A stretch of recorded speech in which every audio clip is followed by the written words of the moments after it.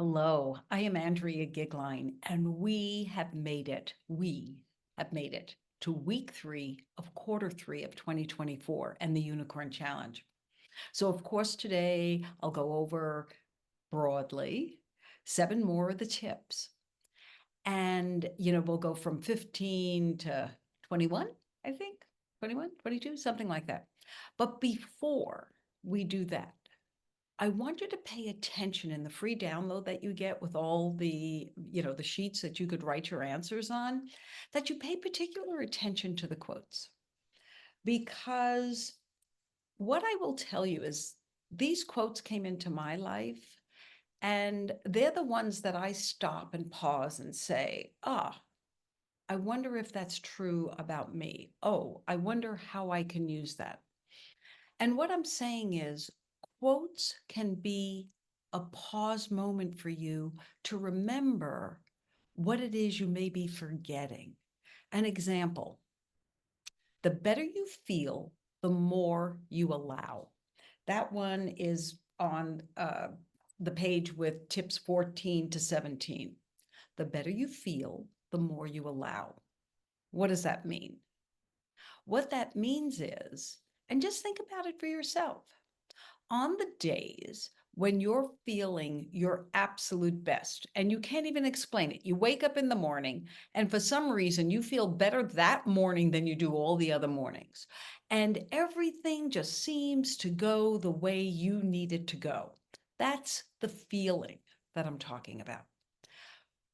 Surprisingly, what's happening in the brain is that unknowingly, this concept of allow, and that's why I will take you back to the James Doty MD's work on mind magic. He's got the science that actually explains why it is when, for the same no darn reason, you don't know why you feel so good, you feel better. It also is allowing you to allow for things. It's because you're actually more open to possibilities. You're not so ready to just shut it down. I feel miserable. I don't want to do anything. Leave me alone. Da, da, da, da. That means you don't allow. That's all that statement is saying.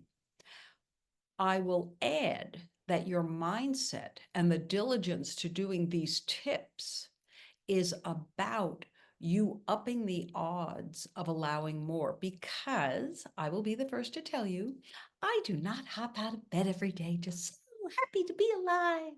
No, no.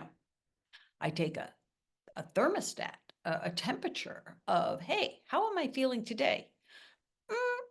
And I have actually, right now, I'm working in a particular practice where for 5 or 10 minutes, sometimes a little bit longer, I go through my entire body and just be grateful and thankful that I have those parts. If they hurt, they hurt, but I'm grateful I have the parts that I have. And that process is part of my reflective work, which I clearly talk about in the tips. But what that does for me is give me the real temperature of how much work I may have to do to keep my mindset in line that day. So, what I am sharing with you is, yes, this is my work. And yes, I do videos like this to invite you into the work. But the truth is, it is backed by such great science of technique, so that no matter where you are, no matter where you fit on the spectrum of optimism and pessimism, and what your top 5 values and actions are, that you can use the tools to nudge yourself in the direction of feeling better so that you allow. That's that little comment. Now, steps 15 to 21. Develop a daily reflective practice. Look at that. And just imagine all of your resistance. I don't want to do this. You're going to see a link to a video that I did a long time ago within the last few years about, what a reflective practice is. What I started on this video about just laying there consciously and going through your own body and being grateful. You're combining reflecting and slowing yourself down and being grateful. You're starting that engine of gratitude. That's what step 15, it can be something as simple as that. Don't overcomplicate it. Otherwise, you will not get started. And that's the most important thing. Um, Inspirational books, things like the quotes, use them. Don't just read them. I get so bored when someone wants to be so proud and tell me some great quote that they just read. I always want to say, and so how's that going to change you today? How are you going to do something different today because you read that quote? What is that saying to you? What's going to be different because of that quote? Um, Allow others to help you. You know, a lot of people say that women will not allow, you know, one of the hard things about women who are achievement oriented is they don't allow other people to help them. I told a story about my own dad, who was a bull of a guy. He was only 5'6", 5'7", but a bull of a guy. He was a butcher all his life, Heinz of beef, all of that kind of stuff. And at 80 years old, he was still working 2 to 3 days a week. And his body came down with full body sepsis. And I will tell you, at 80 years old, only 1% of people live with what happened to my father. It took him about 18 months, but I remembered at the time prayer circles that I was having and spiritual advice that I was being given was they were actually saying to me that my dad had been the workhorse for everyone in our environment and our family, and that now was the time for him to be able to receive. So it goes back to that word allow, receive. Look in your own life. See where you can ask someone to assist you. I had a quick conversation with a granddaughter today. We were talking about people who like to be driven and people who like to drive. Baby, you can cook for me and drive for me any day you want. Let me be clear. Just send me a little note. I can arrange for either one of those two things to happen. But it is that letting go of the power that you think something that has no meaning whatsoever, you know, give it up and allow others to help you. Some of the other tips, let's get back to the goals specifically, you know, the dump list, the prioritization, you know, seeing whether or not on each day you're starting out with 3 things. One of the things, tip 19, I want you to pay attention to is get very specific on your list.